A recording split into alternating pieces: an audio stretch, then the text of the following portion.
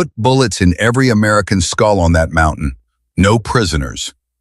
A bullet tore through Corporal Danny Voss's shoulder and slammed him into the dirt. Before he could scream, the enemy commander grabbed his radio and barked the order. No prisoners. Put bullets in every American skull on that mountain. 40 fighters surged forward, firing from every direction, closing the kill zone around 5 wounded soldiers who had less than 30 rounds left between them. Staff Sergeant Cole Hadley held his dying teammate with one hand and pressed the emergency beacon with the other. He had sworn he would never use it. Tonight he had no choice. But 900 meters away, hidden in total darkness, a woman no one knew existed quietly placed her eye to her scope. Subscribe to this channel, follow this story to the very end, and comment the city you are watching from so I can see how far this story reaches. Cole Hadley heard the first bullet before he heard the scream. It hit Corporal Danny Voss square in the left shoulder, spinning him sideways and dropping him into the dirt like a rag doll. Danny did not cry out right away. His body went stiff, his mouth opened, and then the sound came. A deep, guttural groan that did not sound human. Cole grabbed him by the vest and dragged him behind a rock. And that is when the second and third shots came in, snapping past Cole's ear so close he felt the heat. "Contact left! Contact left!" Sergeant First Class Marco Reyes shouted from 10 meters away, already returning fire with short, controlled bursts. But even Marco's voice, usually steady as a heartbeat, had a crack in it tonight. Cole heard it. He had known Marco for 9 years, through 3 deployments, through a divorce, through the death of Marco's younger brother in a training accident. He had never once heard that crack. That told Cole everything he needed to know about how bad this was. "Danny, talk to me," Cole said, pressing his hand against the wound. The blood was warm and coming fast. Danny's eyes were wide, pupils blown, his breathing shallow and rapid. "I can't feel my fingers, Cole," Danny whispered. "I can't feel my fingers on my left hand." "You're gonna be fine. You hear me? You're gonna be fine." Cole said it the way every team leader says it. With absolute conviction, he did not feel. He pulled the tourniquet from Danny's kit and started wrapping it above the wound. His hands were shaking. He told himself it was the cold. He knew it was not. 20 meters to the right, Specialist Eli Cortez was flat on his stomach behind a fallen log, scanning through his optic. Eli was the youngest on the team, 23 years old, a kid from East Los Angeles who had joined the Army because his mother told him he would either end up in a uniform or in a coffin. He chose the uniform. Tonight, he was not sure he had chosen correctly. "Sergeant Hadley, I count at least 15 moving on the East Ridge," Eli called out. His voice was tight but controlled. "Maybe 20, hard to tell. They are spreading out." "How much ammo you got?" Cole asked. Eli checked. He closed his eyes for a second before answering. 2 magazines, 60 rounds. Cole did the math in his head. Between the 5 of them, they had maybe 150 rounds total. Against 40 or more enemy fighters, that gave them roughly 3 to 4 rounds per target with 0 margin for error. In combat, the average hit rate under stress was less than 20%. Those numbers did not work. Those numbers meant they were dead. "Marco, what's your count?" Cole called out. 3 mags, 1 frag, Marco answered. Then he added something that chilled Cole's blood. "They're not rushing us. They're setting up positions. This isn't an ambush, Cole. This is a siege." Cole processed that. An ambush was violent and fast. You survived it or you did not. But a siege was methodical, patient. It meant the enemy had time, had numbers, and had no intention of letting them slip away in the dark. Someone on the other side was thinking. Someone on the other side had a plan. The 5th member of Viper Recon was Staff Sergeant Lena Ruiz, their communications specialist. Lena was crouched behind a cluster of boulders, working furiously on the satellite radio, her fingers moving with a speed that came from years of muscle memory. Blood was running down the side of her face from a cut above her eyebrow, but she had not even noticed it. Lena, tell me you have comms, Cole said. I'm trying. Signal's garbage up here. The terrain is bouncing everything. She slammed her palm against the side of the radio. Come on! Come on! Keep trying. Another burst of gunfire erupted from the east. Eli returned fire, 2 short bursts, then pulled back behind cover. They're getting closer. East Ridge, 200 meters in closing. Cole looked at the emergency beacon on his vest. The small rectangular device that every special operations team carried, and every special operations team prayed they would never have to use. Activating it was an admission of total failure. It meant you had lost control of your mission, your position, and your fate. It sent a signal to every friendly asset within range, screaming one message. We are going to die unless someone comes right now. In 12 years of service, Cole had never pressed it. He had been shot at in 4 countries. He had been blown up twice. He had carried a dead teammate on his back for 6 kilometers through hostile territory, and he had never pressed that button. Cole! Marco's voice came through the darkness, low and serious. We need to talk about the beacon. No! Cole, listen to me. I said no. Marco crawled over to him, keeping low. When he got close enough, Cole could see his face. Marco's jaw was set, his eyes hard, but beneath that hardness was something Cole had never seen before. Fear.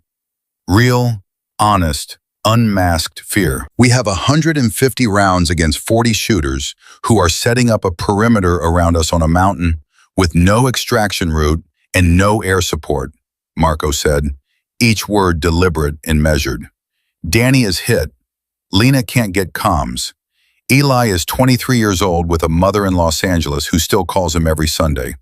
You want to tell me again why we are not pressing that beacon? Cole stared at him. The wind cut across the mountain, carrying the distant sound of enemy voices.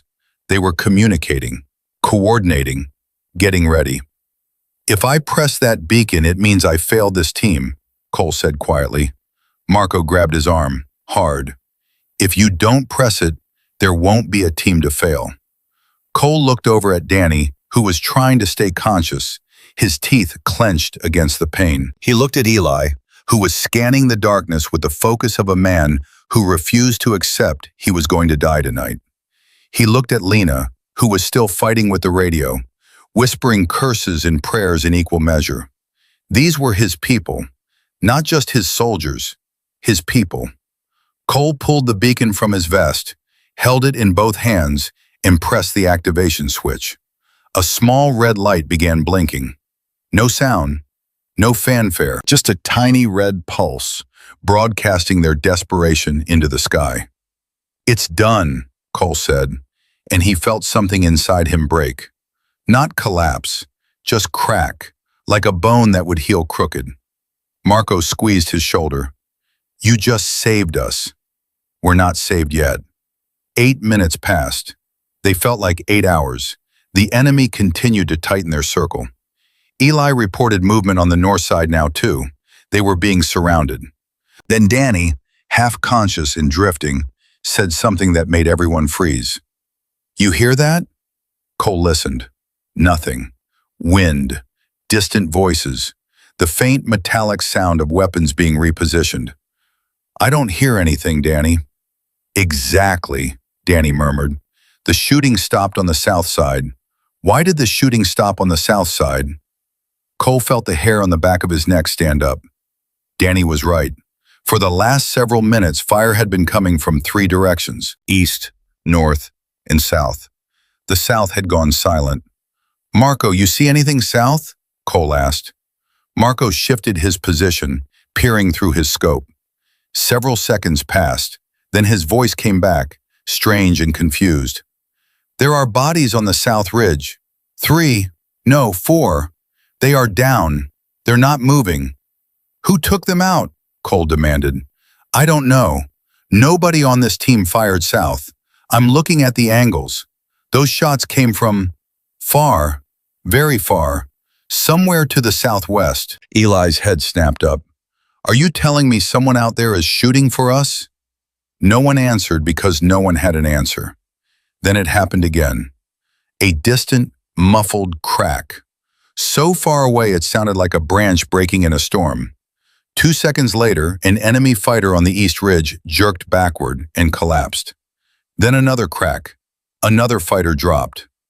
"What the?" Eli breathed. "Sniper," Marco said. The word came out almost reverent. "Someone has a long rifle out there, and they are cleaning house." Cole grabbed Lena's arm. "Did anyone acknowledge the beacon? Did anyone respond?" Lena shook her head. "I still can't get a clear signal. If someone responded, I didn't receive it." "Then who is that?" Cole pointed toward the southwest, toward the invisible shooter who was methodically taking apart the enemy force. Lena had no answer. Over the next several minutes, the dynamic of the battlefield shifted in a way that Cole had never experienced. The enemy, which had been moving with confidence and coordination, began to fall apart. Fighters who had been advancing stopped moving. Some began retreating. Others simply went flat and refused to expose themselves. Because every time one of them stood up, they died. The shots came at irregular intervals, sometimes 2 in quick succession, sometimes a gap of 30 or 40 seconds. But each one found its mark. Cole counted. 7 shots, 7 kills. Whoever was out there was not missing. "That's 900 meters minimum," Marco said, his voice filled with something between disbelief and awe.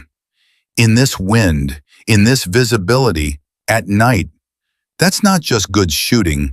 I don't even have a word for what that is." Eli did. "That's someone who came here to keep us alive." The enemy commander, whoever he was, clearly realized what was happening. Cole could hear shouting from the ridgelines, angry and frantic, orders being barked. The organized siege was disintegrating into chaos. Then a new sound, a heavier weapon. The enemy had repositioned a machine gun and opened fire, not at Viper Recon, but toward the southwest, toward the sniper. Cole's stomach dropped. "They're targeting our shooter." Long bursts of automatic fire ripped through the night, tearing into the terrain to the southwest. Whoever was out there was now under direct assault. The machine gun hammered away, joined by several rifles, all pouring fire into the area where they believed the sniper was hiding. The distant shots stopped. Silence from the southwest. "No," Eli said. "No, no, no." Cole stared into the darkness, willing the shooter to respond, willing another crack to break through the chaos. Nothing came. 10 seconds. 20. 30. "They got her," Danny whispered from the ground. He had used the word her without thinking, and no one questioned it. Something about the precision, the patience, the quiet devastation. It felt like her. 40 seconds of silence, then a single shot. The machine gunner's head snapped back and he crumpled over his weapon. The gun went silent. "She moved," Marco said, and there was a smile in his voice. A grim, fierce, admiring smile. "She took all that fire, relocated, and put a round through the gunner. At 900 meters. In the dark." Cole exhaled a breath he did not know he had been holding. The enemy's morale shattered visibly after that. Fighters who had been holding positions began pulling back. Some ran, others crawled. The coordinated assault dissolved into a disorganized retreat, punctuated by the occasional distant crack that sent another body tumbling to the ground. But Cole knew this was not over. The enemy still had numbers. They still had weapons. And whoever was leading them was not going to accept this humiliation without a response. "Marco, what's the count?" Cole asked. "I count at least 11 confirmed kills from the sniper, maybe more that I can't see. Enemy has pulled back to 300 meters on all sides except south. South is clear. Ammo check. I'm down to 2 mags. Eli? 1.5, 50 rounds. Lena? 1 mag plus a few loose rounds. Danny? Danny coughed. I still have my sidearm, 12 rounds. But Cole, I can barely see straight. They were still in trouble. Deep trouble. The sniper had bought them time, but time was not the same as safety. They needed extraction, They needed it now. Lena, keep working that radio. I don't care if you have to build a new antenna out of bootlaces. Get me a signal. On it. Cole looked south, toward the clear corridor the sniper had created. Whoever she was, she had not just been shooting randomly. She had deliberately cleared one direction. She had given them a path. She's smart, Cole murmured to himself. She's not just saving us, she's telling us where to go. Marco heard him. You think we should move south? I think she opened that door for a reason. And if it's a trap? Cole considered it, for about 2 seconds. If she wanted us dead, she would have let the enemy do it. We move south.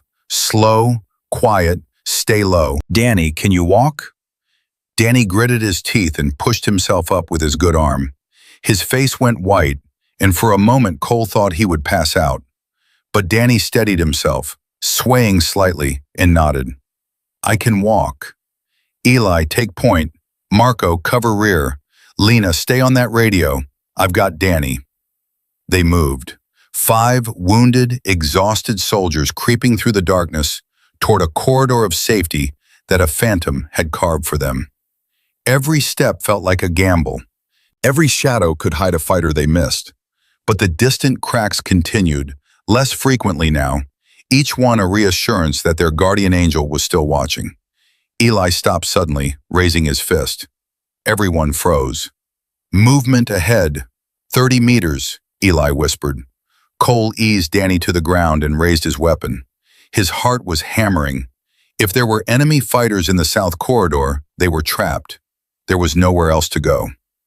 A long, agonizing silence, then a voice, low, accented, trembling. Please, please don't shoot. I surrender. I surrender. A young man emerged from behind a rock with his hands up.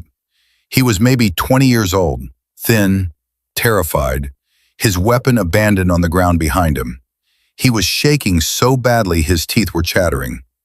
Eli kept his rifle trained on him. On your knees, hands behind your head, now.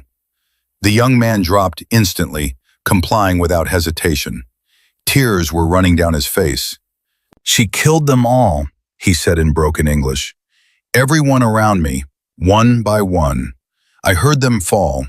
I never saw where the bullets came from. Please, I don't want to die. I don't want to die. Cole looked at this kid, this enemy fighter who 10 minutes ago had been trying to kill them, and he felt something unexpected. Pity. Zip tie him, Cole said. He comes with us. Cole, we can barely move ourselves, Marco objected. He comes with us. We don't execute prisoners. That's not who we are. Marco held Cole's gaze for a long moment, then nodded. He zip-tied the young man's wrists and pulled him to his feet. They kept moving. The mountain was dark and hostile, but the south corridor remained open. The sniper continued her overwatch, each shot a lighthouse beacon guiding them through the night. Then Lena grabbed Cole's arm, her eyes wide. I've got something, faint, but it's there. A response to the beacon. Extraction inbound, 20 minutes. 20 minutes. In combat, 20 minutes might as well be 20 years. But it was something. It was hope. You hear that? Cole said to his team. 20 minutes. We hold for 20 minutes, and we go home. Danny managed a weak laugh. If that sniper keeps shooting, we might actually make it. As if in answer, another distant crack echoed across the mountain. Marco shook his head slowly. Whoever she is, she's been out there alone, in the cold, in the dark for God knows how long. No backup, no support, just her rifle, and a decision to keep 5 strangers alive. Cole looked into the darkness to the southwest. He could not see her. He would probably never see her, but he felt her presence like a hand on his shoulder, steady and unshakable. When we get out of this, he said quietly, I'm going to find out who she is. Marco put a hand on Cole's back. And if you can't? Cole did not answer. He just kept walking south, one arm around Danny, his eyes forward, his heart carrying a debt he was not sure he could ever repay. The mountain wind howled around them, carrying with it the faint echo of a rifle shot. Somewhere out there, the woman with no name chambered another round. The helicopter was 20 minutes out, and Cole Hadley already knew 20 minutes was a lifetime they might not have. They moved through the south corridor in a tight formation, Eli on point, Marco covering the rear, Lena clutching the radio against her chest like a lifeline, and Cole half-carrying Danny, whose feet were dragging more with every step. The zip-tied prisoner shuffled between them, silent now, his earlier sobbing reduced to a quiet, trembling breath. Cole counted the seconds in his head. He had been doing that since the beacon went active. It was the only thing that kept his mind from spiraling. 1, 2, 3, 4. Each number was a small victory. Each number meant they were still alive. Eli, hold, Cole whispered. Eli stopped, raised his fist. The column froze. What do you see? Cole asked. Nothing. That's what's bothering me. Eli's voice was barely audible. The south was clear 5 minutes ago. Now it's too quiet. Even the bugs stopped. Marco moved up from the rear, crouching beside Cole. He's right. When everything goes quiet in a combat zone, it means something is about to get loud. Cole lowered Danny against a rock and checked his pulse. It was fast. Too fast. Danny's skin was cold and clammy, and his breathing had turned shallow. The tourniquet was holding, but he was losing blood somewhere Cole could not see. Danny, stay with me, Cole said. Danny's eyes fluttered open. I'm here. I'm still here. But his voice was fading, like a radio station drifting out of range. Lena, what's the status on extraction? Cole asked. Lena pressed the earpiece deeper into her ear. 18 minutes. They've confirmed the beacon. Blackhawk inbound from Firebase Raven. But Cole, they're asking for a landing zone. We need to give them coordinates for a flat area with at least 30 meters of clearance. Flat area, Marco repeated, his voice thick with sarcasm. On a mountain, in the dark, while people are shooting at us. Just find one, Cole said. Eli, scout ahead. 200 meters max. Find us a clearing. Eli nodded and disappeared into the darkness, like smoke. The prisoner suddenly spoke. His voice was small and broken. They will come. He will not stop. Cole turned to him. Who won't stop? Kadar, the commander. He does not accept failure.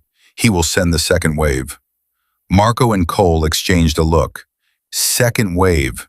The words hit like a punch to the stomach. How many in the second wave? Cole demanded. The prisoner swallowed hard. 20, maybe more. They were held in reserve on the North Ridge. Kadar keeps them for when things go wrong. He calls them his wolves. Wolves, Marco muttered. That's just great. Cole grabbed the prisoner by the front of his jacket and pulled him close. Where exactly on the North Ridge? I don't know the exact position. I only know what Kadar told us on the radio. He said if the first wave failed, the wolves would finish it. Cole released him and turned to Lena. Did you hear that? Lena nodded, her face pale. 20 more. Cole, we can't survive another wave. Between all of us, we have maybe 80 rounds and one grenade. I know. Then what do we do? Cole looked to the southwest, into the darkness where their unknown sniper had been operating. For the last few minutes, the shots had stopped. No distant cracks, no falling bodies, just silence. She's still out there, Cole said, more to himself than anyone else. You don't know that, Lena replied. She hasn't failed us yet. Marco crouched next to Cole and lowered his voice. Cole, we need to talk about something. That sniper, whoever she is, has been engaging for at least 40 minutes. At that range, in these conditions, she's been burning through focus and adrenaline at a rate that no human body can sustain forever. She's going to hit a wall, and when she does, we're on our own.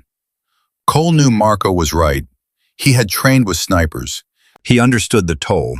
Every shot at that distance required a level of concentration that drained the body faster than any physical exertion. Heart rate control, wind calculation, breathing discipline, trigger management. Doing it once was impressive, Doing it a dozen times under return fire was superhuman. Doing it for another hour was impossible. Then we make her job easier, Cole said. We move fast, we stay tight, and we get to that extraction point before the second wave hits. Eli's voice crackled through the radio. Sergeant Hadley, I found something. 200 meters south-southeast. There's a flat saddle between two ridges. It's tight, but a Black Hawk could squeeze in. Barely. Barely is good enough. Mark it. We're coming to you. Cole pulled Danny up. Danny groaned, his teeth clenched so hard Cole thought they might crack. I know it hurts, brother. I know. But we move now or we die here. Pick one. Danny opened his eyes and stared at Cole with a clarity that cut through the haze of pain and blood loss. You already know which one I pick. Then walk. Danny walked, slow, agonizing, leaning heavily on Cole, but he walked. Every step left a small trail of blood in the dirt. Every step was an act of defiance against a body that was trying to shut down. They reached Eli's position 7 minutes later. The saddle was narrow, flanked by two rocky ridges, with just enough flat ground for a helicopter to land if the pilot was skilled and a little crazy. It would have to do. Lena, transmit the coordinates. Tell them LZ is hot. Possible incoming hostiles. They need to come in fast and leave faster. Sending now. Lena worked the radio, her fingers moving with mechanical precision, despite the blood that had dried on her face like war paint. Then Marco froze. He tilted his head, listening. Cole saw it and felt his blood run cold. Contact north, Marco said. Multiple. Moving fast. 500 meters and closing. The wolves. How many? Cole asked, even though he did not want the answer. Marco was quiet for a long moment, scanning through his scope. I count 12. No, 15. They're in a tactical line, spread out, moving with discipline. These aren't the same fighters from before, Cole. These guys know what they're doing. Cole felt the weight of command settle on his shoulders like an anvil. 15 trained fighters against 5 broken soldiers with 80 rounds between them. Everyone, listen to me, Cole said, and his voice carried the tone that every soldier recognized, the tone that said, this was it, this was the moment. We hold this saddle. The bird is 14 minutes out. We have to hold for 14 minutes. That's all. 14 minutes and we go home. 14 minutes, Eli repeated, and there was a tremor in his voice that he could not hide. Eli, take the East Ridge. Find cover and make every round count. Marco, West Ridge. Lena, stay with Danny and the prisoner. Keep that radio alive, no matter what. Cole chambered around. Nobody dies here tonight. That's an order. Cole, Danny said from the ground, his voice barely a whisper. Give me a rifle. You can barely see straight. I can see straight enough. Give me a rifle. Cole hesitated. Then he pulled his sidearm and pressed it into Danny's good hand. 15 rounds. Don't waste them. Danny managed something that was almost a smile. I never waste anything. They took positions. The saddle was small enough that they could cover most approaches, but there were gaps. Too many gaps. If the enemy hit them from multiple angles simultaneously, they would be overrun in minutes. The first 6 minutes passed in terrible silence, the kind of silence that presses against your eardrums and makes you hear things that are not there. Cole watched the north approach through his scope, his finger resting beside the trigger, not on it. Discipline. Always discipline. Then the sniper spoke again, a crack from the southwest, then another, then a third. Cole saw the effect through his scope. 3 of the advancing fighters dropped in rapid succession. The tactical line wavered. The remaining 12 scattered for cover. She's back, Marco breathed. God bless her, she's back. But something was different this time. The shots were coming faster, less measured. Cole noticed it immediately. The spacing between rounds had been consistent before, methodical, controlled. Now there was urgency in the rhythm. She was rushing. Not by much, but enough for Cole to know that Marco had been right. She was hitting her wall. "She's running out of gas," Cole said. "She's still putting rounds on target," Marco replied. "For how long?" Neither of them answered that. The enemy force regrouped faster than Cole expected. These were not raw recruits panicking under sniper fire. They adapted. They moved in shorter bounds, using cover expertly, never exposing themselves for more than a second or two. The snipers still found targets, but the kills slowed. One more dropped, then a gap. Another dropped, then a longer gap. 8 minutes to extraction. Then Eli's voice came through, tight and urgent. "Contact east." 4 fighters flanking around the east ridge. 300 meters. They're trying to circle behind us. Cole's heart hammered. The enemy was splitting his attention. The main force from the north to pin them down, and a flanking element from the east to finish them off. Classic hammer and anvil. Whoever this Kadar was, he was not stupid. "Eli, engage the flanking element. Keep them off our east side." "With what? I've got 32 rounds, Cole." "Then make 32 rounds count." Eli opened fire. Short, precise bursts, 3 rounds at a time. Cole heard the distinctive bark of his rifle and counted the shots. Every trigger pull was 1 fewer round between them and being overrun. From the north, the main enemy force began advancing again, emboldened by the slowing sniper fire. They moved in rushes, 3 or 4 at a time, leapfrogging toward the saddle. Marco engaged. His rifle cracked steadily, controlled and deliberate. A fighter dropped at 200 meters. Another stumbled and fell at 150, but they kept coming. "I'm down to my last mag," Marco shouted. Cole shifted his position and began firing north. His first shot missed. His second hit a fighter in the chest. His third went wide. Breathe. Focus. Squeeze. Another distant crack from the southwest. Another enemy fighter fell, but the cracks were spaced further apart now. She was fading. 6 minutes to extraction.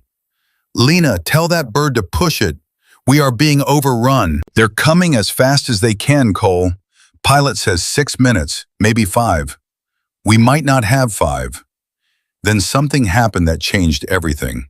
A sharp, unmistakable sound from the southwest. Not the controlled crack of a sniper rifle. A rapid burst of automatic fire, followed by another, followed by silence. Someone was shooting at the sniper. Not suppressive fire this time. Aimed, concentrated fire from a position much closer than before. "They found her," Cole said, and the words tasted like ash in his mouth. "They flanked the sniper. They found her position." The distant cracks stopped completely. 30 seconds of nothing from the southwest. The longest 30 seconds of Cole Hadley's life. Marco looked at Cole, and for the first time all night, his expression was not fear or anger or determination. It was grief. Premature, perhaps, but grief. "If she's gone," Marco said quietly, "we're on our own." "We've been on our own all night," Cole replied. "She just made us forget that." He raised his rifle and sighted the north approach. 12 fighters, maybe more, closing fast. 4 minutes to extraction. "Everyone fire at will. Everything you've got. We hold this saddle or we die on it." The next 90 seconds were the most violent of Cole Hadley's life. Eli emptied his magazine into the eastern flanking force, dropping 2 and forcing the others behind cover. Marco burned through his last rounds on the northern advance, each shot placed with the care of a man who understood that every bullet was irreplaceable. Cole fired steadily, mechanically, his mind empty of everything except the sight picture and the trigger. Danny, half conscious on the ground, raised his sidearm with his good hand and fired 3 times into the darkness when shadows appeared at the edge of the saddle. One of them fell. "Good shot, Danny," Lena said, crouching beside him. "Can't feel my arm. Can feel the trigger. That's enough." 2.5 minutes to extraction. Cole's rifle clicked empty. He dropped the magazine and reached for another. There were none. He was dry. "Marco?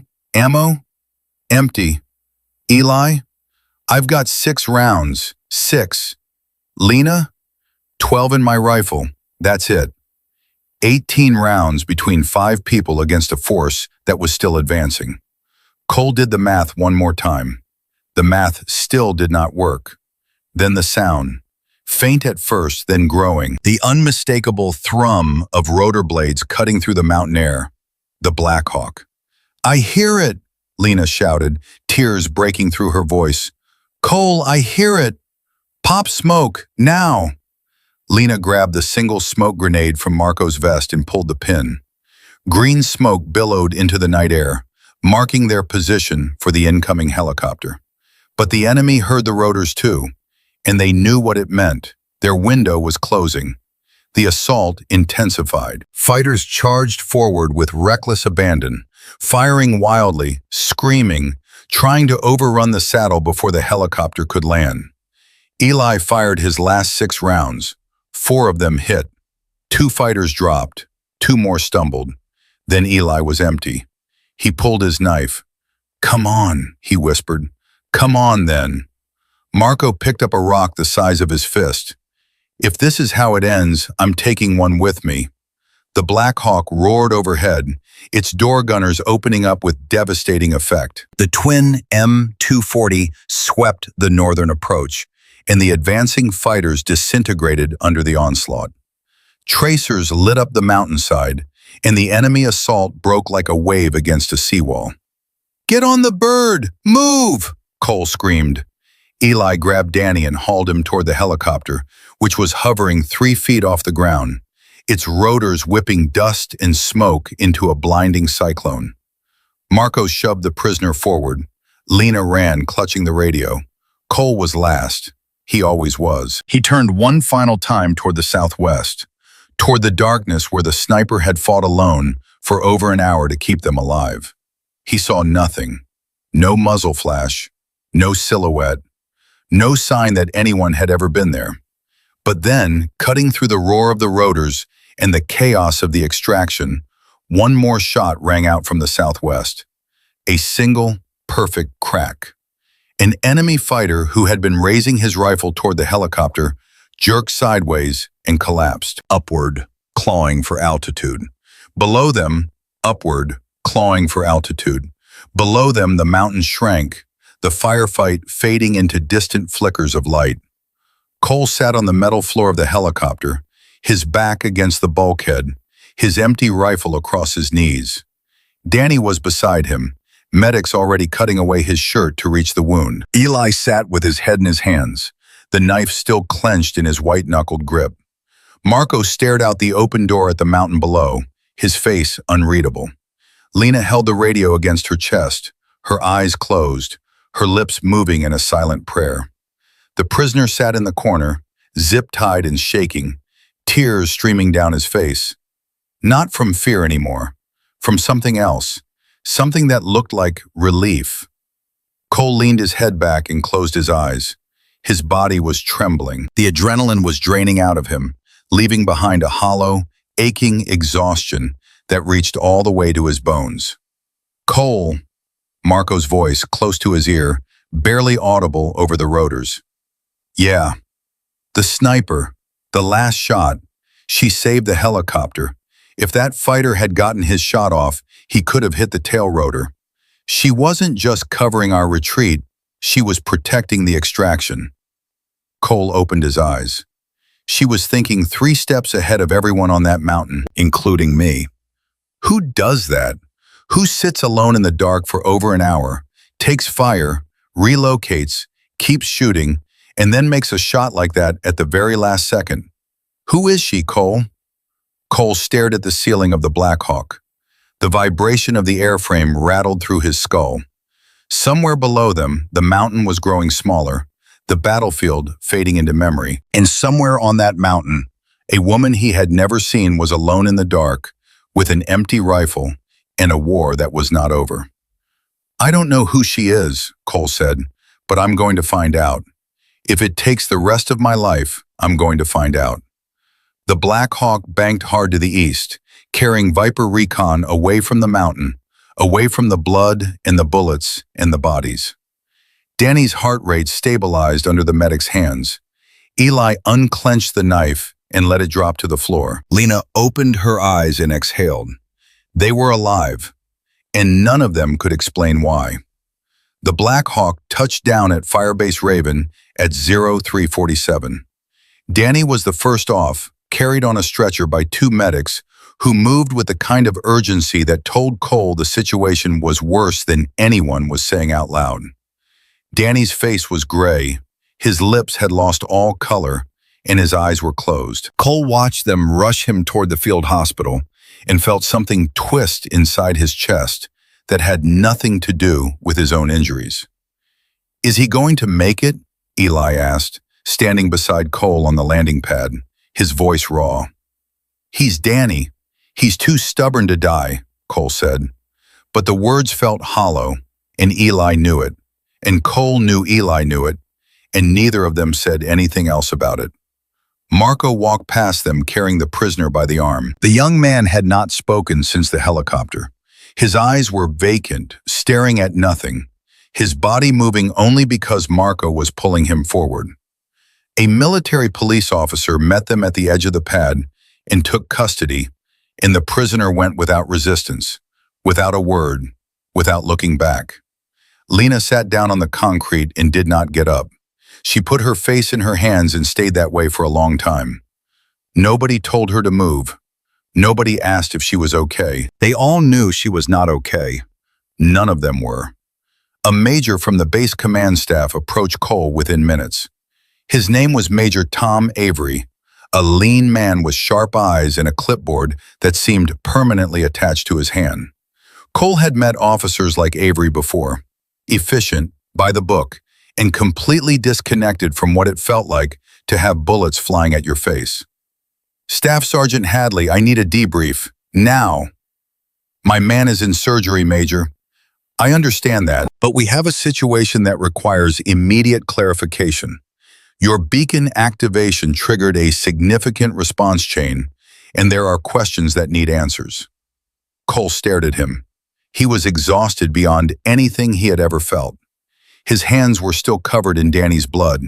His ears were still ringing, and this man wanted a debrief.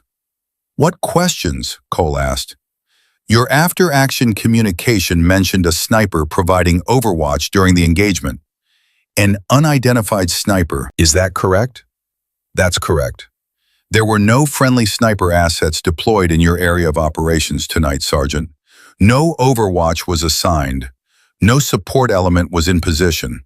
So my question is simple. Who was shooting?" Cole felt the exhaustion lift slightly, replaced by something sharper. "That's exactly what I want to know, Major." Avery checked his clipboard. "We've reviewed the satellite feeds from the last 3 hours. There is no record of any friendly force operating in the southwest quadrant of that mountain. No special operations team. No CIA element. No allied forces. Nothing." "Someone was there," Cole said, his voice hardening. "Someone put over a dozen rounds into enemy fighters from 900 meters in the dark. Someone saved my entire team. That someone exists, and I want to know who it was." Avery held Cole's gaze for a moment, then looked down at his clipboard again. "We'll investigate. In the meantime, I need your full account of the engagement. Every detail. Start from the beginning."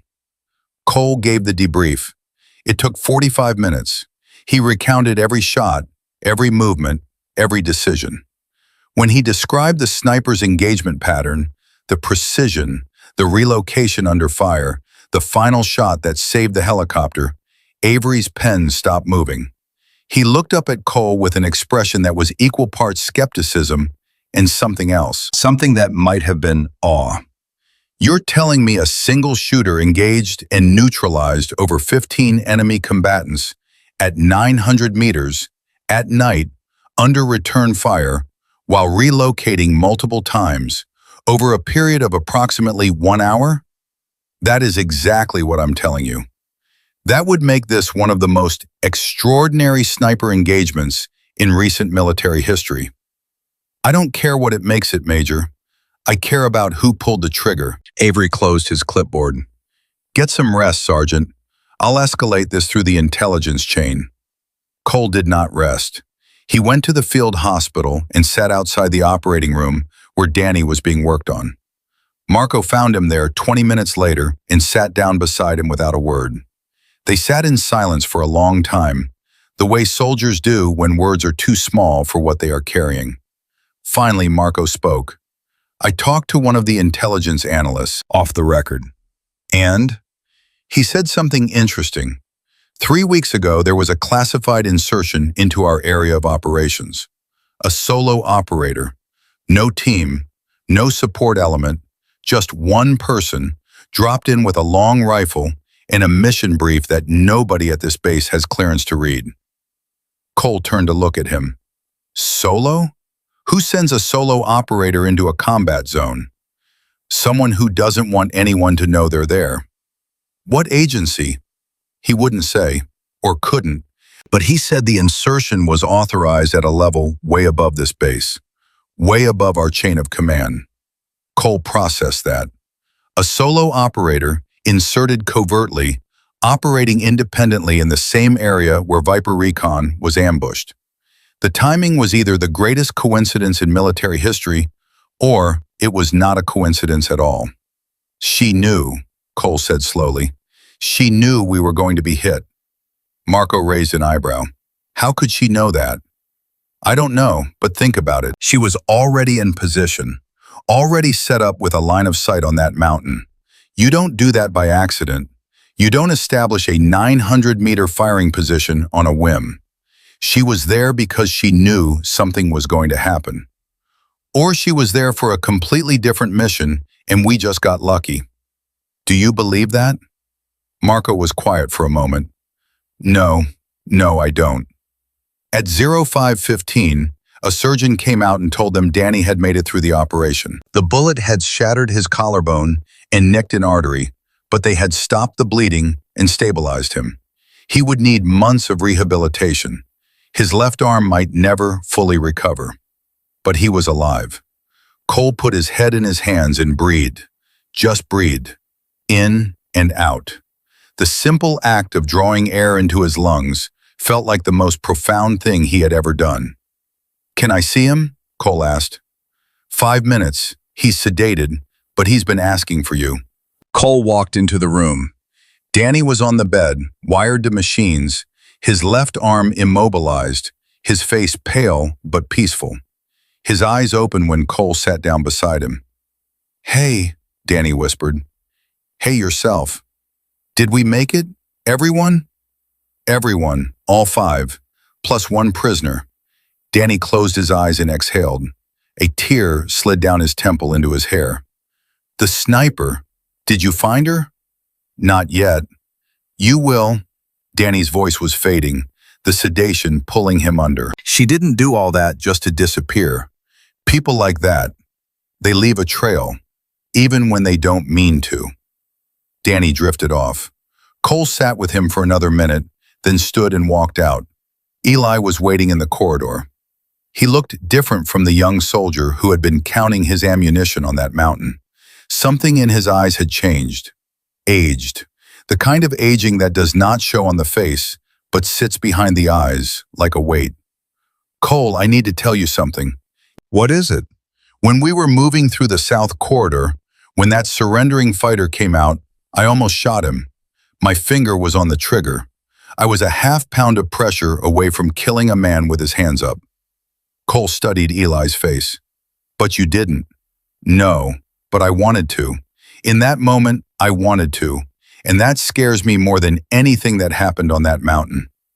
Cole put a hand on Eli's shoulder. The fact that it scares you is exactly why you didn't pull the trigger. That fear, that's your humanity. Don't ever let go of it. Eli nodded, but his eyes were still troubled. Cole understood. Some things you carry out of combat do not get lighter with time. They get heavier. At 0700, Cole was called to the intelligence briefing room. Major Avery was there, along with 2 people Cole had never seen before. A man in civilian clothes with no insignia, no name tag, and no expression. And a woman in a flight suit who introduced herself only as Captain Mora. "Sit down, Sergeant," Avery said. Cole sat. The civilian spoke first. His voice was flat, measured, completely devoid of warmth. "Staff Sergeant Hadley, what I'm about to tell you is classified at a level that does not officially exist. If you repeat any of this outside this room, we will deny it ever happened, and your career will end in ways you cannot imagine. Do you understand?" "I understand. The individual who provided sniper support during your engagement last night is a covert operative working under a program that has no name and no paper trail. This individual was inserted into the area 3 weeks ago for a mission that has nothing to do with your team. The fact that your paths crossed was unplanned, but not entirely unexpected." "What does that mean? Not entirely unexpected?" The civilian paused. For the first time, something flickered behind his eyes. Calculation. Deciding how much to reveal. The operative had intelligence suggesting that enemy forces in your area were planning a large-scale ambush against coalition patrols. The operative's primary mission prevented direct intervention or warning. However, when your beacon activated, the operative made an independent decision to break from mission parameters and engage. Cole leaned forward. "She abandoned her own mission to save us?" "The operative deviated from the primary objective, yes." "At what cost?" Silence. The civilian looked at Captain Mora. Captain Mora looked at the table. "The primary mission has been compromised," the civilian said. "The operative's position is now potentially exposed. Extraction of the operative is complicated." Cole felt his stomach drop. "She's still out there." "That is not your concern, Sergeant." "The hell it isn't. She saved 5 American lives last night. She broke her own mission to pull us out of the fire. And now you're telling me she's stranded on that mountain with a compromised position and no extraction? I'm telling you this is above your clearance and above your pay grade." Cole stood up. The chair scraped against the floor. "I don't care about my pay grade. I care about a soldier who put herself on the line for my team. What is being done to bring her home?" Major Avery raised a hand. "Sergeant, sit down." "Are you extracting her or not?" The civilian's expression did not change. "The situation is being assessed." "Assessed? You're assessing while she's alone on a mountain, surrounded by hostiles who now know she's there." Cole's voice was rising. He could feel Marco's hand on his arm, pulling him back, but he shook it off. "Every minute you sit here assessing, she's in more danger." Captain Mora spoke for the first time. Her voice was steady, but carried an undertone that Cole recognized. Concern. Real, personal concern. "Sergeant Hadley, I understand your feelings. Believe me, I do. But the operative knew the risks. Every covert insertion carries the possibility of compromise. Contingency plans exist. Do those contingency plans include leaving her to die?" "Nobody is being left to die." "Then give me a timeline. When is she being extracted?"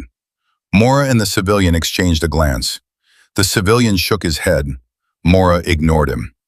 12 hours, Mora said. "There is a window in 12 hours. If conditions allow, an extraction attempt will be made." "If conditions allow," Cole repeated. "And if they don't?" Mora did not answer. Cole walked out of the briefing room and went straight to Lena. He found her in the communications tent, still in her blood-stained uniform, still running on adrenaline and whatever reserves of will she had left. "Lena, I need you to do something for me." Quietly. She looked at him. She had known Cole long enough to recognize that tone.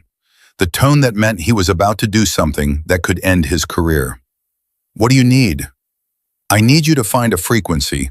The sniper who saved us, she was communicating with someone. Maybe a handler, maybe a relay station.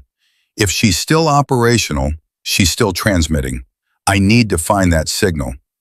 "Cole, if she's a covert operative, her communications will be encrypted on a frequency that I'm not authorized to access. Can you find it anyway?" Lena hesitated. Then she turned back to her equipment. "I can try, but if anyone catches me scanning classified frequencies, we both go to prison." "Noted." Lena worked for 2 hours. Cole sat beside her, drinking cold coffee that tasted like motor oil, watching her fingers move across the dials and keyboards with the same precision she had shown on the mountain. Marco came and went, bringing food that neither of them ate and updates on Danny that were cautiously optimistic. At 0930, Lena suddenly stopped. Her hand froze on the dial. Her eyes widened. "I've got something." Cole leaned in. "What?" "A burst transmission, encrypted, but it's broadcasting on a frequency that matches the pattern used by solo covert operatives.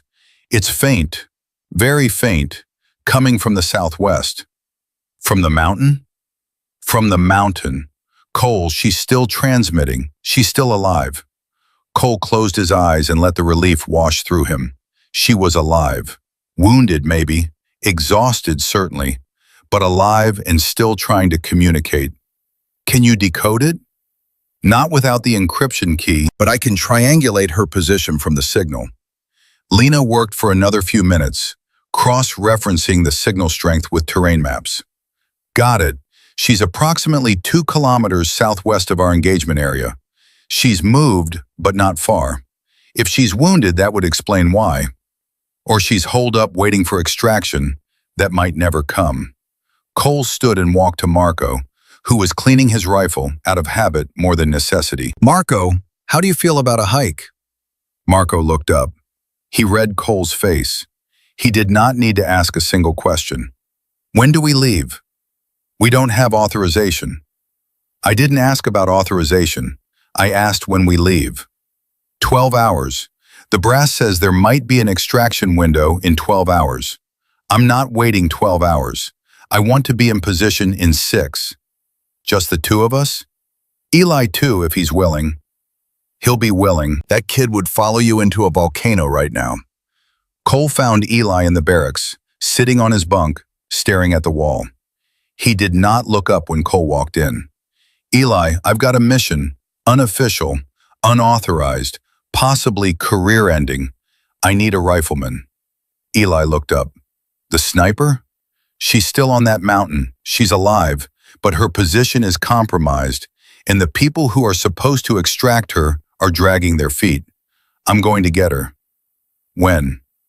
"Now." Eli stood up and reached for his gear. "I told my mother I was going to do something meaningful over here. She said, just come home alive. I think this counts as both." At 1000 hours, Cole Hadley, Marco Reyes, and Eli Cortez walked out of Firebase Raven through a maintenance gate that Marco had bribed a supply sergeant to leave unlocked. They carried full ammunition loads, water, medical supplies, and a handheld radio tuned to Lena's frequency. They had no orders, no authorization, no air support, and no guarantee that they would find the woman they were looking for. Lena's voice crackled through the radio as they moved into open terrain. "Cole, I'm tracking your movement. I'll guide you to her last known position. But once you get within a kilometer, I might lose the signal. The terrain will block it." "Understood. Keep monitoring. If anything changes, you let me know immediately." "Cole?"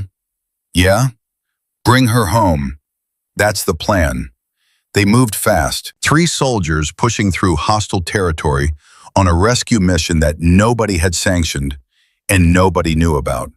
The morning air was cold, and the ground was unforgiving, and every step carried them deeper into a place where the enemy was still very much alive. Marco matched Cole's pace stride for stride. "You know, if Kadar's forces are regrouping, they'll be looking for the sniper too. We might walk right into a search party. Then we deal with it. With 3 rifles and no backup. We had less than that 12 hours ago, and we're still breathing." Marco considered that. Fair point. Eli moved ahead, scanning the terrain through his optic. He stopped and raised his fist. Cole and Marco went still. 200 meters ahead, I see disturbed ground, shell casings. Someone was shooting from that position recently. Cole's heart rate picked up. They were close. He could feel it the way you feel a storm approaching, a change in pressure, an electricity in the air that has no logical explanation, but is undeniable. "Move up, slow and careful. She might not know we're friendly.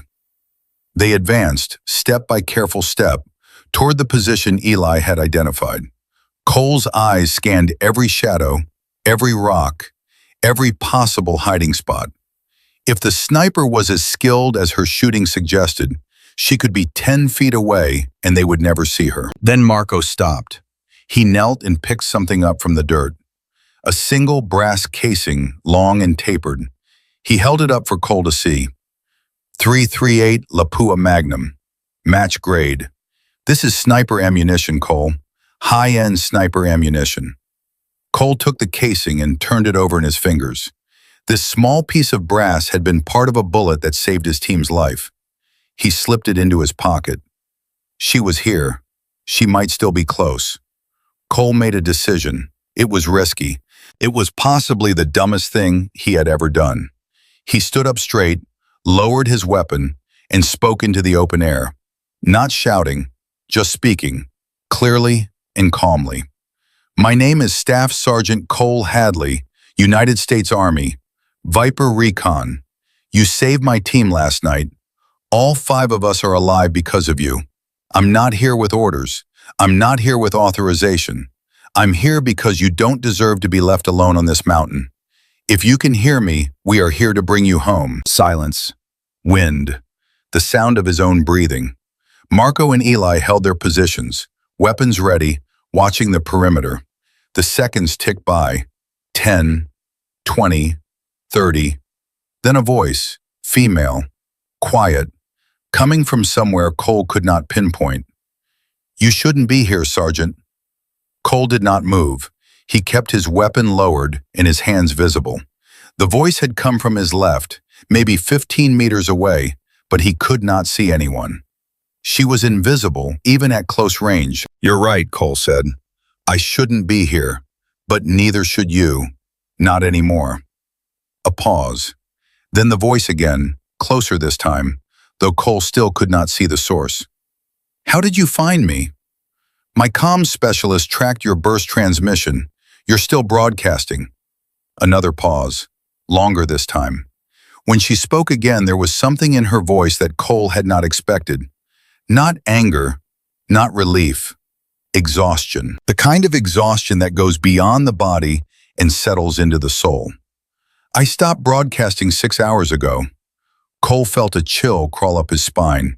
He looked at Marco. Marco's expression confirmed the same thought.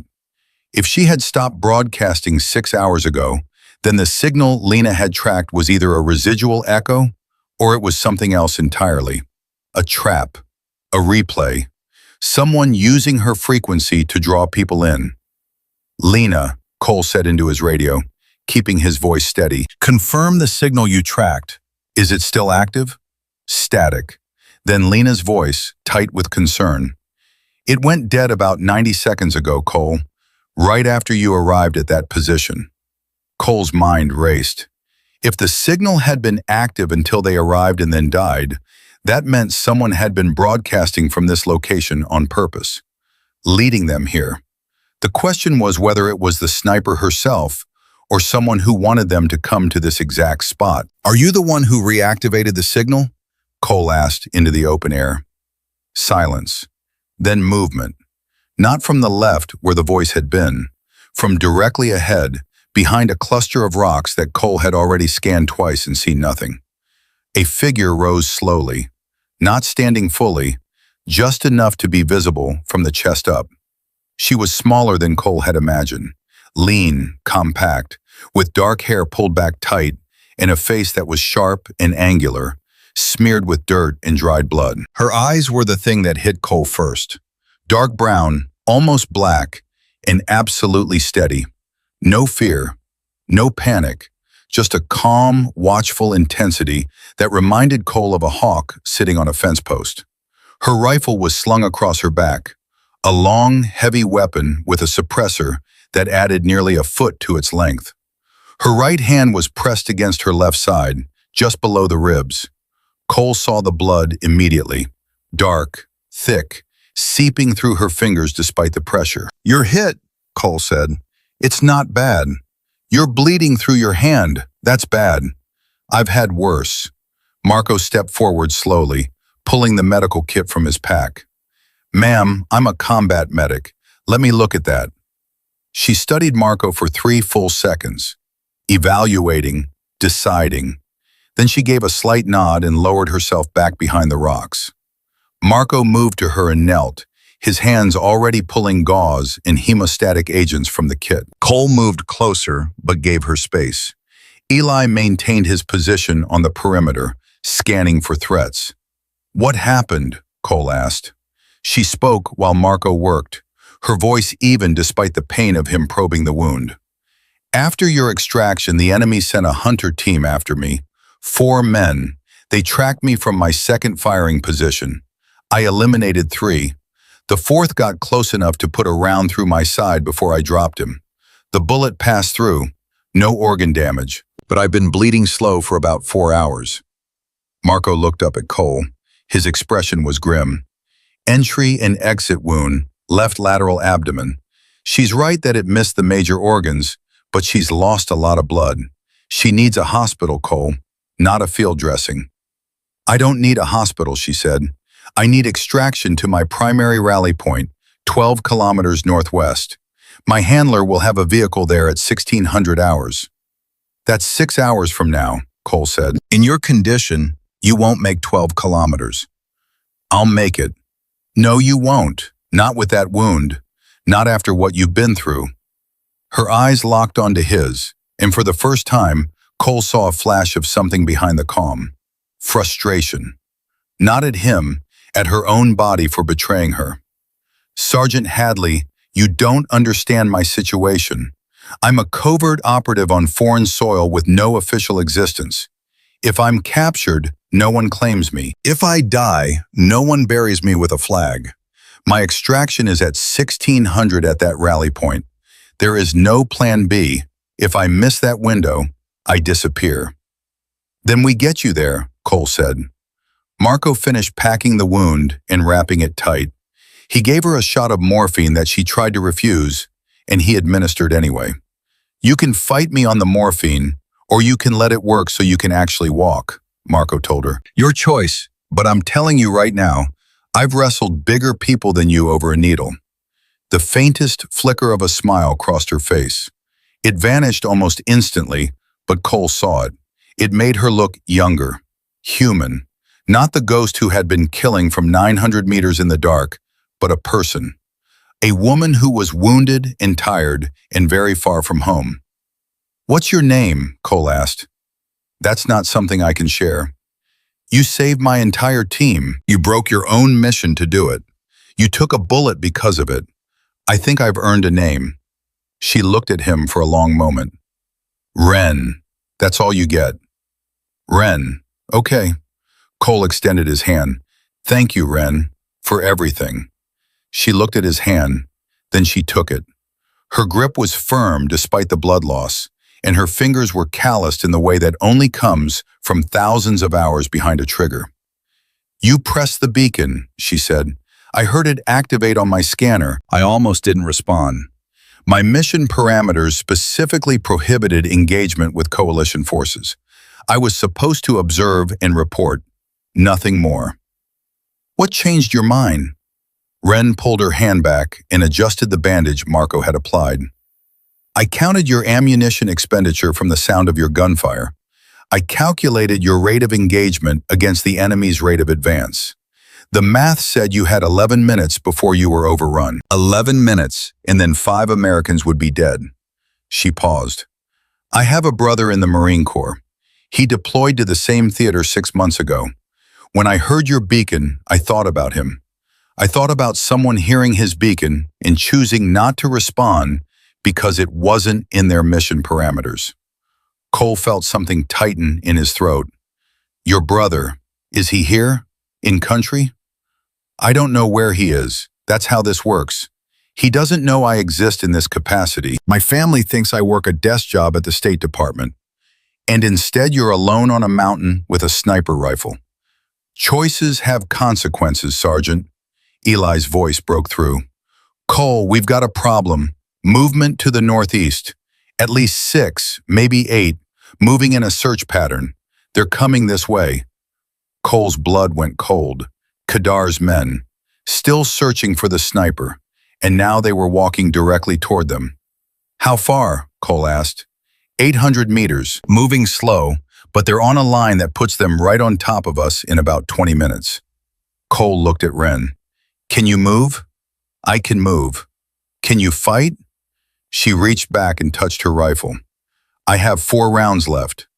4 rounds at 900 meters is worth 40 rounds from anyone else, Marco said. "Not today," Ren replied quietly. "Not with this wound. My hands are shaking. I can feel it. I might hold steady at 300 meters, maybe 4, but 900? Not anymore. Not right now." The admission cost her something. Cole could see it in the way her jaw tightened, the way she looked away for half a second before meeting his eyes again. For a woman who had built her identity around absolute precision, admitting that her body had failed her was like admitting she had failed herself. "Then we move," Cole said, "fast and quiet, southwest toward your rally point. We put distance between us and that search party. They'll track us," Ren said. "I've been bleeding. Even with the bandage, I'm leaving a trail." Marco was already thinking. He pulled a chemical cauterizing agent from the med kit. "This will seal the external bleeding. It's going to hurt." "Do it." Marco applied the agent. Ren's entire body went rigid. Her teeth clenched so hard that Cole heard them grind. A single, sharp breath escaped through her nose. But she did not scream. She did not make a sound. When it was done, she exhaled slowly and nodded. "Move," she said. They moved. Cole took point this time, with Marco supporting Ren and Eli covering the rear.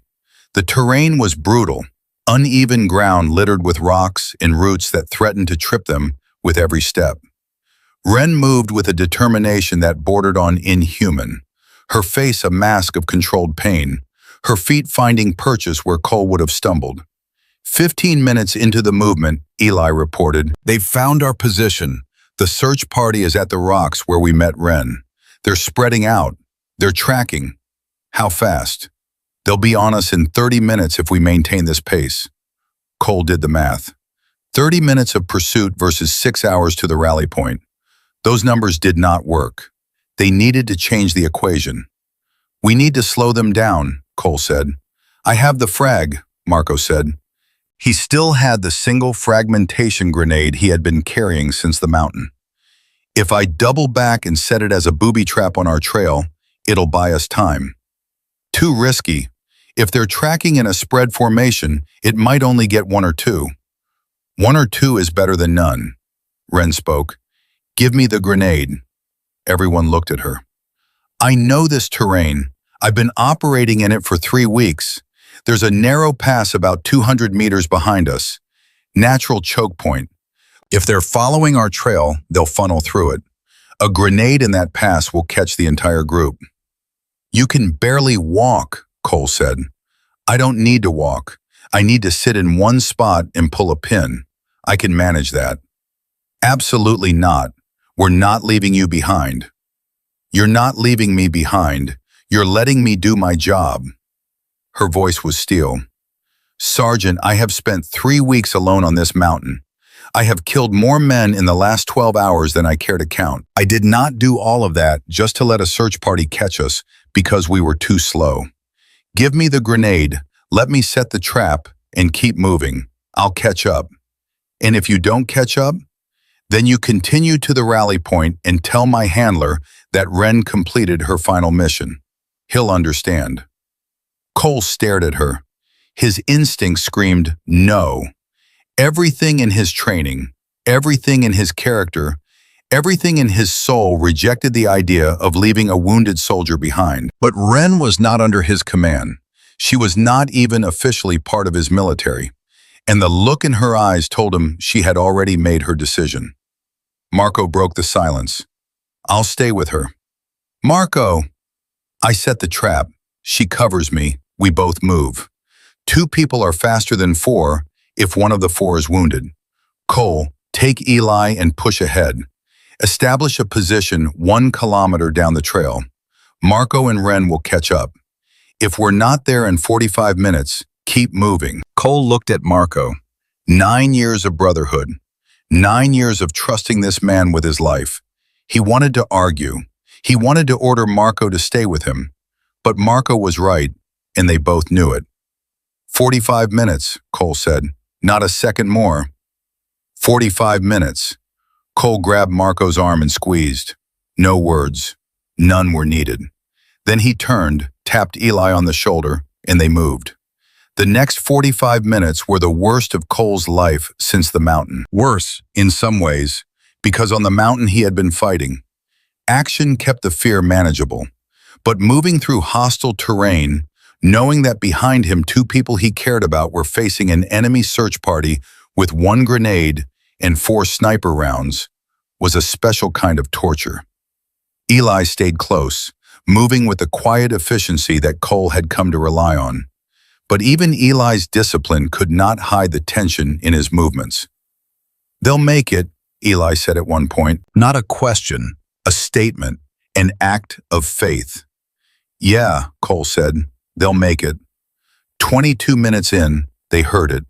The sharp, unmistakable blast of a fragmentation grenade, followed by screams. Then 4 shots. Spaced. Deliberate. The rhythm of a sniper finishing what the grenade had started. Then silence. Cole stopped and listened. His heart was slamming against his ribs. Eli gripped his rifle so hard his knuckles turned white. "Lena," Cole said into the radio. "Did you copy that?" "I heard it. Explosion followed by 4 shots. What's happening out there, Cole?" Marco and Ren engaged the search party. "We're waiting for them at the rally position." "Copy. Cole, I'm picking up enemy radio chatter. They're calling for reinforcements. Whatever Marco and Ren did, the enemy knows exactly where it happened. More fighters are being redirected to that area." "How many?" "I'm hearing at least 2 additional squads. Could be 20 or more." Cole closed his eyes. 20 more. The mountain kept giving, and what it gave was never good. 31 minutes. No sign of Marco or Ren. Cole paced. Eli watched the back trail through his scope. 36 minutes. "Cole," Eli said. "What?" "Movement. 400 meters. 2 figures, moving fast." Cole raised his optic. 2 silhouettes, one supporting the other, coming down the trail at a pace that defied logic given their conditions. Marco, with Ren's arm over his shoulder, moving with the grim determination of a man who had made a promise and intended to keep it. They arrived at 41 minutes. Marco was drenched in sweat, his breathing ragged. Ren was pale, her bandage showing fresh blood, but her eyes were still sharp, still alert, still calculating. 6 confirmed, Marco said between breaths. The grenade got 4 in the choke point. Ren dropped 2 more who tried to flank. That search party is done. There are more coming, Cole said. Lena's picking up reinforcements, 20 plus. Marco straightened up and looked at Cole. Then we keep moving. They pushed on. 4 soldiers and 1 covert operative, wounded and hunted, moving through terrain that offered no comfort and no forgiveness. Ren's pace slowed as the hours wore on. The morphine was wearing off, and the pain was reasserting itself with a vengeance. Cole could see it in the way she held her breath between steps, the way her fingers dug into Marco's arm. At 1300 hours, 3 hours before the extraction window, they stopped to rest. Ren sat down heavily and pressed her hand against her side. The bandage was soaked through again. Let me redress it, Marco said. Save your supplies. I have enough. Save them for someone who needs them more. Nobody here needs them more than you right now. She looked up at Marco, and for the first time the mask cracked. Not much, just a fissure, but enough for Cole to see the fear behind it. Not fear of dying, fear of being a burden, fear of being the reason these men did not make it home. I'm slowing you down, she said. You know it. I know it. You saved our lives 12 hours ago, Eli said. It was the first time he had spoken directly to her. So what if you slow us down for 12 hours? That math works out pretty even. Ren looked at Eli. Something shifted in her expression. How old are you? 23. You remind me of my brother. Is that good? He's the best person I know, so yes, that's good. Marco redressed the wound while Cole checked the map. The rally point was still 9 kilometers away. At their current pace, they would make it with less than an hour to spare. That was if nothing else went wrong. And in Cole's experience, something always went wrong. At 1400 hours, it did. Lena's voice came through the radio, urgent and clipped. Cole, you need to hear this. I intercepted a communication on the enemy command frequency. They know about the rally point. Cole's blood turned to ice. Say again. They have the coordinates for the extraction rally point. Someone talked, or they cracked a signal. I don't know how, but they know. Cole, they're sending a blocking force. If you go to that rally point, you're walking into an ambush. Cole looked at Ren. Her face had gone still. Completely, utterly still. The kind of still that only comes when a person has just been told that their last hope has been cut off. How? She whispered. That point was secure. My handler verified it 48 hours ago. Things change in 48 hours, Cole said. We need a new plan. There is no new plan. That was the plan. That was the only plan. Then we make a new one. Cole knelt in front of her and held her gaze. Ren, listen to me. You did not survive 3 weeks alone on this mountain. You did not take a bullet. You did not save 5 American lives just to get caught at the finish line. We are going to find another way. Ren stared at him. The fear was still there, but alongside it, something else was growing. Trust. Fragile, unfamiliar, hard-won trust. Lena, Cole said into the radio, I need options, alternative extraction, anything. Working on it, give me 10 minutes. You have 5. Cole sat down next to Ren. The afternoon was wearing on, and with it, their window was shrinking. Somewhere behind them, enemy reinforcements were converging. Somewhere ahead, an ambush waited at the only extraction point they had. And somewhere in a communications tent at Firebase Raven, Lena was trying to pull a miracle out of a radio. Ren reached into her chest pocket and pulled out a small, folded piece of paper. She held it for a moment, then handed it to Cole. If I don't make it out of this, give that to my handler. He'll know what it means. Cole took the paper but did not open it. You're going to give it to him yourself. Sergeant, I've been doing this long enough to know when to plan for the worst. And I've been doing this long enough to know that the worst doesn't always happen. Cole put the paper in his own chest pocket. But I'll hold it, just in case. Lena's voice crackled through 4 minutes and 30 seconds later. Cole, I've got something. It's not great, but it's something. There's a coalition outpost, Firebase Kestrel, 7 kilometers due south. It's a small position, lightly manned, but they have a helipad and they're expecting a routine resupply bird at 1700 hours. If you can get there before that bird leaves, you can get Ren on it. 7 kilometers south, we can make that. Cole, there's a catch. The route south passes within 2 kilometers of the blocking force headed for the original rally point. If they spot you, you'll be caught in the open. Then we don't get spotted. One more thing. Firebase Kestrel doesn't know you're coming. I can't contact them without going through official channels.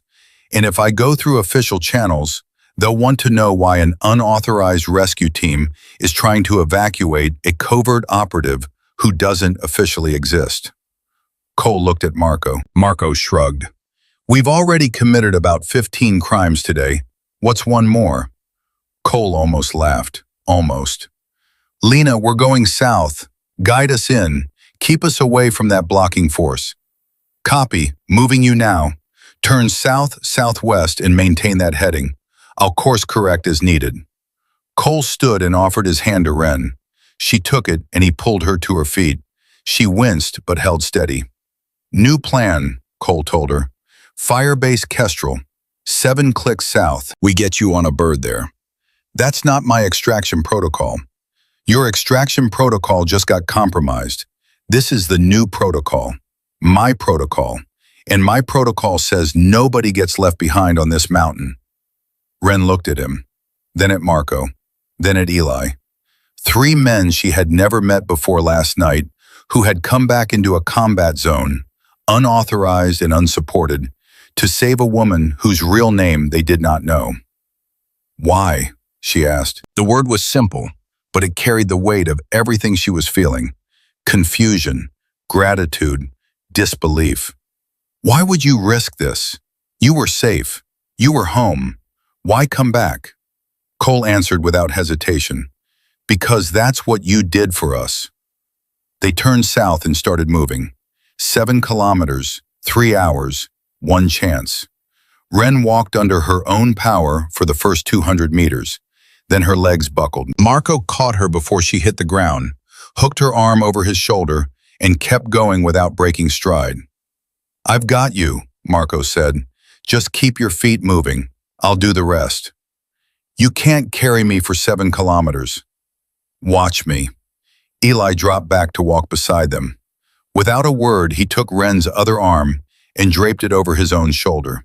The 3 of them moved together, Ren suspended between 2 soldiers who refused to let her fall, her feet barely touching the ground with each step.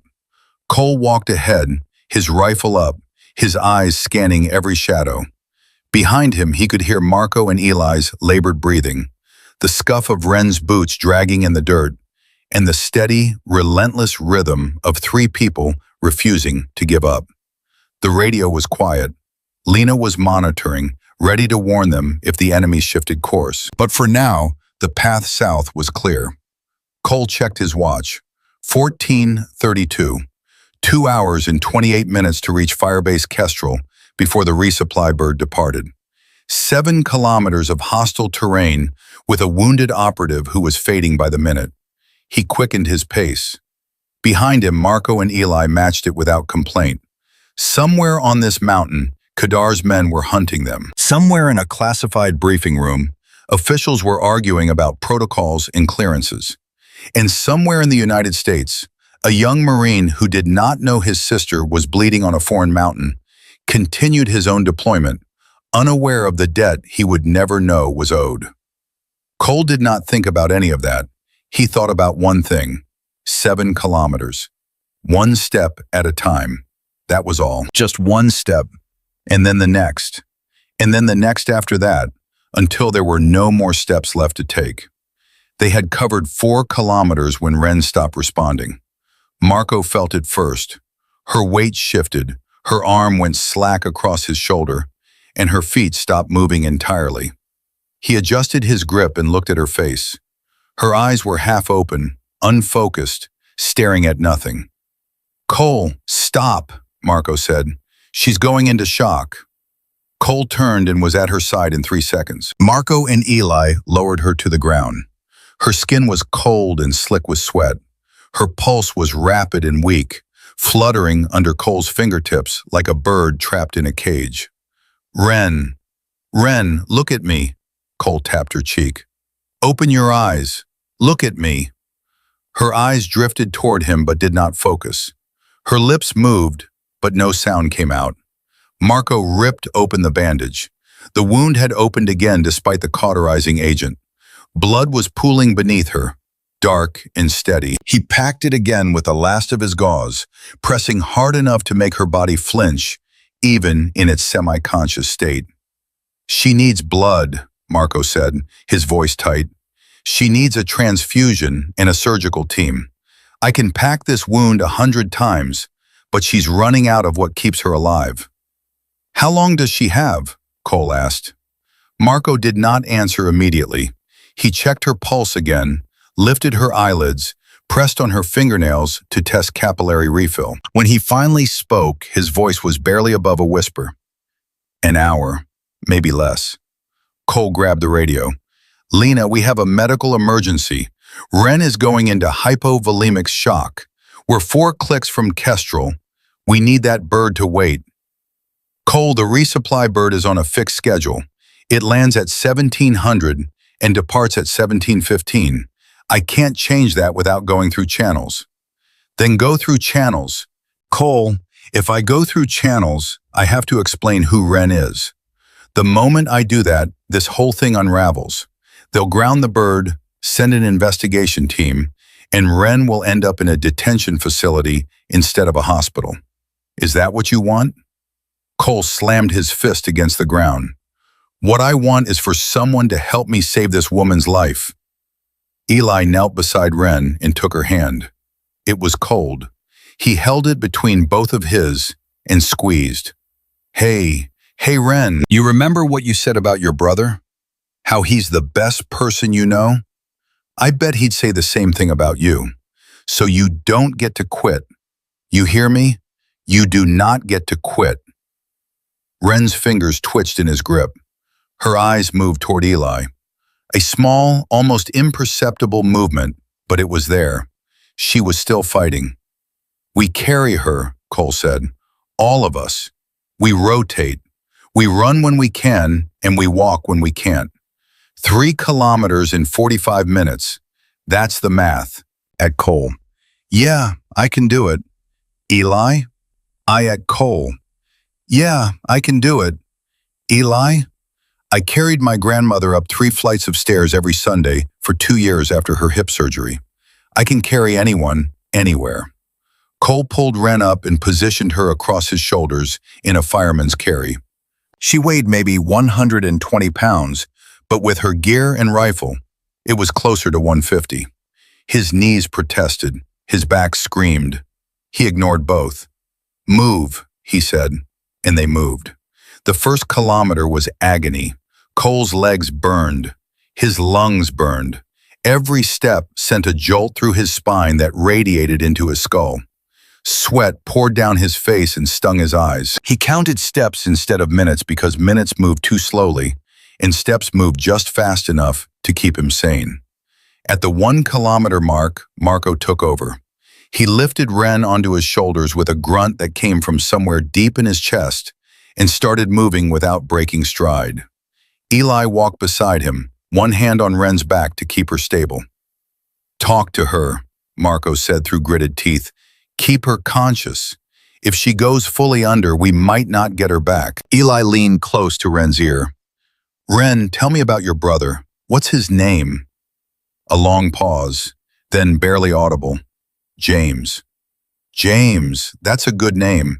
What's James like? Stubborn. A ghost of a word. Stubborn like you.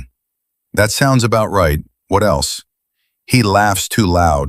Drives our mother crazy.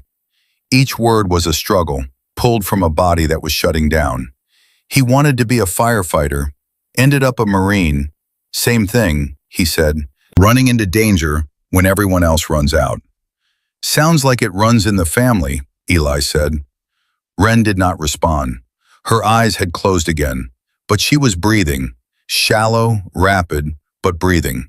Marco carried her for 800 meters before his legs started to give. Eli took over without being asked, lifting Ren with a tenderness that belied his exhaustion and settling her across his young shoulders. I've got you, Eli whispered.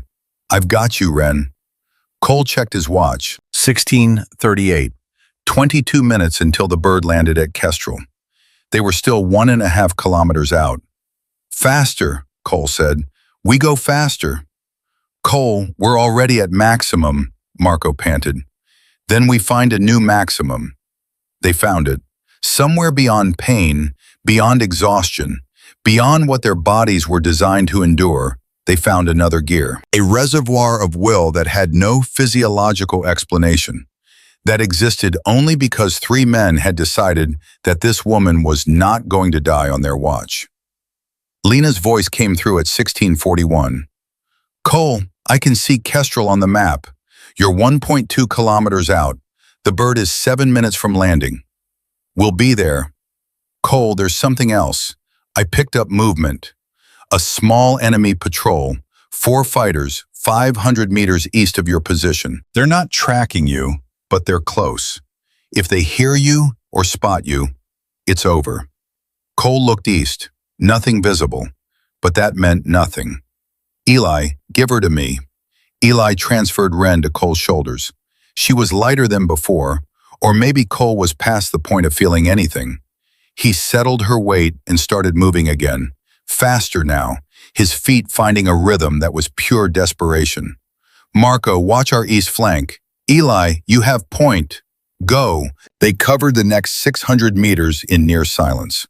The only sounds were their breathing, the crunch of their boots, and the faint, terrible rattle in Wren's chest that meant her body was failing. Then Eli stopped, raised his fist. Cole froze. I see it, Eli breathed. Kestrel, dead ahead, 600 meters. I can see the helipad. Cole's heart surged. 600 meters. 600 meters from salvation. Lena, ETA on the bird? 3 minutes to landing. Cole, you need to be on that pad when it touches down. Pilots won't wait. We'll be there. The patrol, Cole, they've shifted. They're now 300 meters east and moving parallel to your position. If you run, they might hear you. If we don't run, she dies. Cole made the call. We run. Everything we have. Go. They ran. Cole, with Wren across his shoulders, sprinted with everything his broken body could produce. Marco ran beside him, one hand on Wren's back, steadying her. Eli ran ahead, clearing the path, waving them forward. 400 meters. Cole's vision was narrowing. His legs felt like they were made of concrete. Every breath was fire. 300 meters. He heard the helicopter, the distant thump of rotors growing louder. It was coming. It was actually coming. 200 meters. Wren's body shuddered on his shoulders, a violent, convulsive shudder that meant her system was crashing. Marco saw it and his face went white. She's crashing, Cole. We're losing her. We are not losing her. Not now. Not this close. 100 meters. The helicopter was descending toward the pad, its rotors sending a wave of dust billowing across the firebase. Soldiers at Kestrel were staring at them. 3 bloody, filthy men sprinting toward the helipad, carrying a woman who looked more dead than alive. 50 meters. Cole's legs gave out. He stumbled, nearly fell, and Marco caught him, caught Wren, kept them both upright through sheer force of will. Keep going, Marco screamed. Don't you stop. They reached the pad as the helicopter skids kissed the ground. Cole staggered to the door and practically threw Wren inside. A crew chief grabbed her, eyes wide with shock, and pulled her onto the cabin floor. She needs a hospital, Cole shouted over the rotors. Gunshot wound, hypovolemic shock. She's been bleeding for hours. Get her to the nearest surgical unit now. The crew chief looked at the pilot. The pilot looked at Cole. There was a moment, a single, hanging moment, where everything balanced on the edge. Who is she? The pilot asked. She's the reason 5 Americans are alive right now. That's who she is. Go. The pilot held Cole's eyes for one more second. Then he nodded. The crew chief pulled Wren fully into the cabin and started cutting away her jacket to assess the wound. The medic on board was already reaching for an IV bag. Cole stepped back from the helicopter. The rotor wash blasted him, whipping his clothes, stinging his eyes.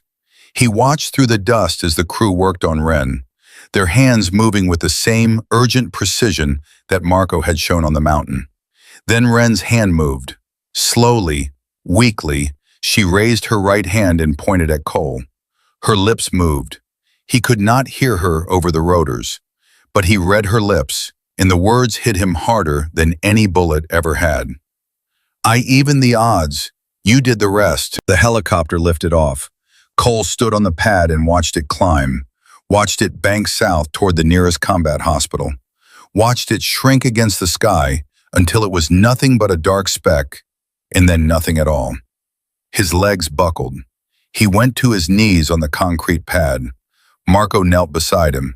Eli stood behind them, his hand on Cole's shoulder. They stayed like that for a long time. A lieutenant from Firebase Kestrel approached them cautiously, looking at 3 unauthorized soldiers who had materialized out of hostile territory, carrying a woman with no identification and no explanation. Sergeant, I need to know what just happened. Cole looked up at him. I need to make a phone call. Excuse me? A phone call, please. The lieutenant studied Cole's face. Whatever he saw there was enough. He led them inside and handed Cole a satellite phone. Cole dialed a number he knew by heart. It rang 4 times. A familiar voice answered. Hadley, where the hell are you? You went AWOL 6 hours ago. Avery is losing his mind. I need you to listen to me, sir. I don't have time for the chain of command right now. The covert operative who saved Viper Recon last night is on a medevac helicopter heading to the nearest surgical unit. She has a gunshot wound and she's in shock. Her cover name is Ren. I need someone with the right clearance to make sure she gets treated and not interrogated. Can you do that? A long silence on the other end. Then, I'll make some calls. But Cole, when you get back to Raven, you and I are going to have a very long conversation about the words unauthorized and court-martial. Understood, sir. And sir? What? She's worth it. Whatever happens to me, she's worth it. He hung up. Marco was leaning against the wall, his eyes closed, his chest still heaving. Eli was sitting on the floor with his back against a crate, staring at his hands. Hey, Cole said to both of them. Thank you. Marco opened one eye. You're going to get us all court-martialed. Probably. Worth it. Yeah. Eli looked up. Cole, do you think she's going to make it? She survived 3 weeks alone behind enemy lines.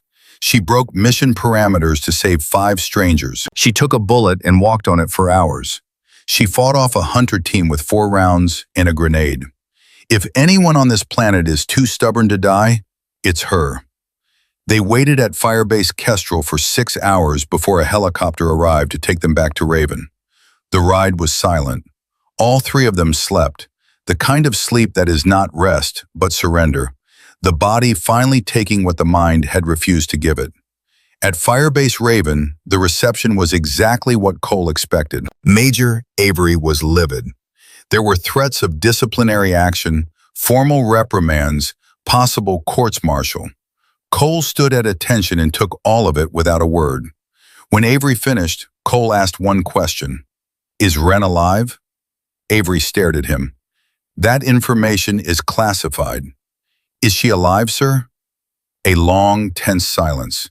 Then Avery's expression softened by the smallest degree. She's alive. She's in surgery at Bagram. Stable condition. That's all I know, and more than I should be telling you. Cole exhaled. The knot in his chest that had been tightening for 24 hours finally loosened. The days that followed were a blur of debriefings, reports, and investigations. Cole told the truth in every session, omitting nothing, embellishing nothing. He described the ambush, the beacon, the sniper, the rescue mission, and the extraction to Kestrel. He accepted full responsibility for the unauthorized operation and asked that no disciplinary action be taken against Marco, Eli, or Lena. Danny recovered enough to be transported to Landstuhl Regional Medical Center in Germany. Before he left, Cole visited him one last time. I heard what you did, Danny said from his hospital bed.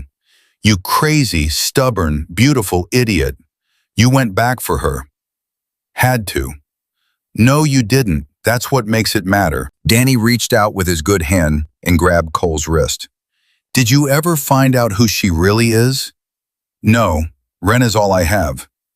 Maybe that's enough. Maybe not every hero needs a name. Maybe some of them just need to know that someone came back for them. The after-action report for that night was classified at a level that removed it from standard military records. The ambush of Viper Recon, the unknown sniper engagement, the unauthorized rescue mission, all of it was sealed behind walls of secrecy that Cole knew he would never penetrate. 2 weeks later, Cole received a package at his quarters. No return address, no postmark, no indication of where it had come from or how it had gotten onto a military base. Inside was a single brass casing, a .338 Lapua Magnum, match grade, identical to the one Cole had picked up on the mountain and still carried in his pocket. With it was a folded piece of paper, handwritten, clean, precise lettering. Thank you for coming back. No one ever has. No signature, no name, just those words. Cole sat on his bunk and held that brass casing in his palm. He held it for a long time. Marco found him there an hour later and sat down beside him. Cole showed him the casing and the note. Marco read it, then read it again, then folded it carefully and handed it back. She made it, Marco said. She made it. You going to keep looking for her? Cole closed his fist around the casing. I don't think I need to. I think she knows where to find me if she ever wants to. 3 months later, the members of Viper Recon returned to the United States. Danny underwent rehabilitation at Walter Reed, where he regained partial use of his left arm. Eli went home to Los Angeles and called his mother, who cried for 20 minutes and then made him promise to never scare her like that again.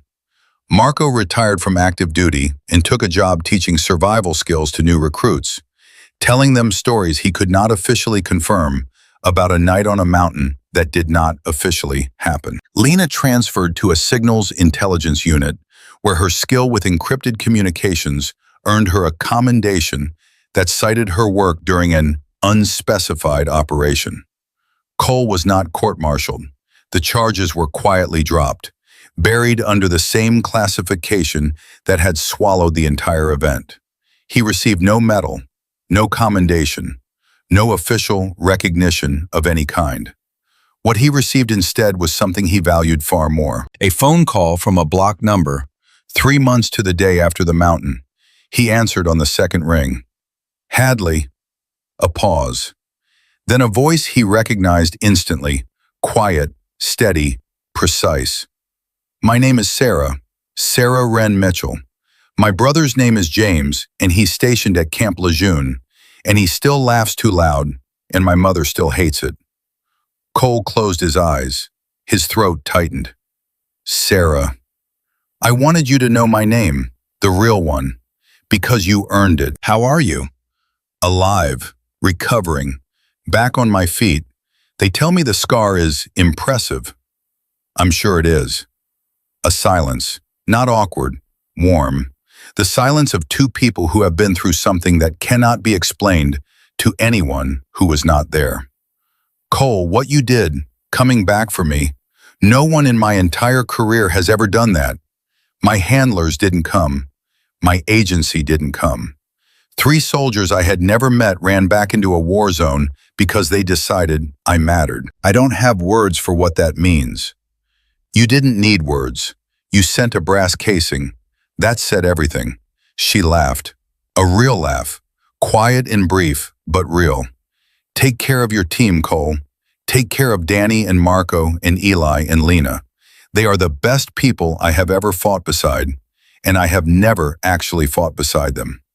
I will. And Sarah? Yeah? If you ever need someone to come back for you again, you know the frequency. Another pause. When she spoke, her voice was thick with something she was trying very hard to control. Copy that, Sergeant. The line went dead. Cole put the phone down and looked at the brass casing on his nightstand. 2 of them now, side by side. One he had picked up from the dirt on a mountain where he had almost died. One she had sent to tell him she had survived. He never spoke to Sarah Wren Mitchell again. He never learned the full details of her mission, or the agency she worked for, or the program that had no name. He never found her file because no file existed. He never saw her face in any official record because she had been erased from every database the moment her extraction was complete. But every year, on the anniversary of that night, a package arrived. No return address, no postmark. Inside, always the same thing. A single brass casing and a folded note with the same 6 words. I even the odds. You did the rest. And every year, Cole held that casing in his hand and remembered a mountain, a beacon, and a woman who chose 5 strangers over her own mission, her own safety, and her own survival. He remembered the crack of a rifle at 900 meters. He remembered a voice in the darkness saying, "You shouldn't be here, Sergeant." He remembered carrying her across his shoulders while her life drained out of her. And he remembered standing on a helipad watching her fly away, reading her lips through the dust and the rotor wash. Viper Recon never spoke publicly about what happened that night. The mountain has no memorial. The battlefield has no marker. The official record says nothing, because officially, nothing happened. But 5 soldiers know the truth, and somewhere in the world, a quiet woman with a scar on her left side and a rifle she knows better than her own name carries the same truth with her. Some heroes wear uniforms and stand in the light. Some heroes wear nothing but shadows and ask for nothing in return. Sarah Wren Mitchell was the second kind, and she was the reason Viper Recon came home.